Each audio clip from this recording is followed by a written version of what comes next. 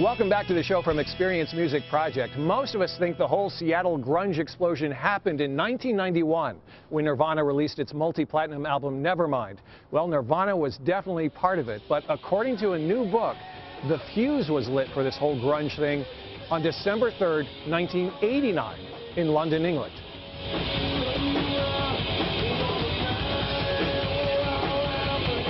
It is the tail end of a 1989 European tour, and the founders of Seattle's Sub Pop Records are worried to break up Nirvana just days before the biggest show of their career. I'll tell you, when we arrived in Rome, Kurt was suffering from nervous exhaustion.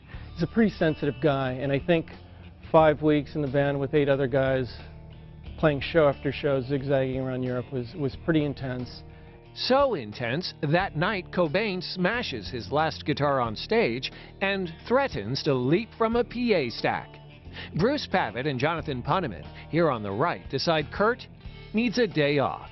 And we convinced him to take the day out, walk around Rome with us, chill out a little bit. As they walk around the Colosseum, Kurt begins to relax. We joked about how one day Nirvana was going to play a stadium this big.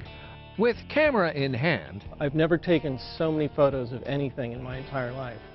Pavitt captures intimate moments of the 8 days leading up to a London showcase that would change everything for Nirvana and the Seattle grunge scene. They're in his book, Experiencing Nirvana, Grunge in Europe, 1989. I felt that, okay, 3 of the best bands from Seattle are coming to Europe. They're going to turn things upside down, and once we get Tad, Nirvana, and Mudhoney on that stage in London, the world's really going to take notice. It almost didn't happen. This is the ferry you're so happy that they caught, right? That's the day of the show. Oh my God. And they almost missed that ferry, right? Yeah, absolutely. If they had missed that ferry, which they almost did, Mudhoney would have been the only band playing that show.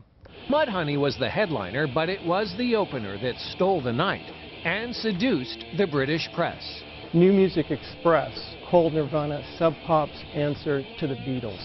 Okay? Wow. The 1,500 people who saw the show witnessed a turning point in rock history, especially for a homesick 22-year-old whose life would forever be changed. Once that NME quote came out, I can guarantee you that there are a lot of major labels reading that, checking them out, and hence a bidding war down the line. That kind of musical revolution can happen again. Bruce Pavitt hopes his book might help inspire it. Sales from Bruce Pavitt's book will help support the Vera Project, a music arts center run by and for Seattle kids.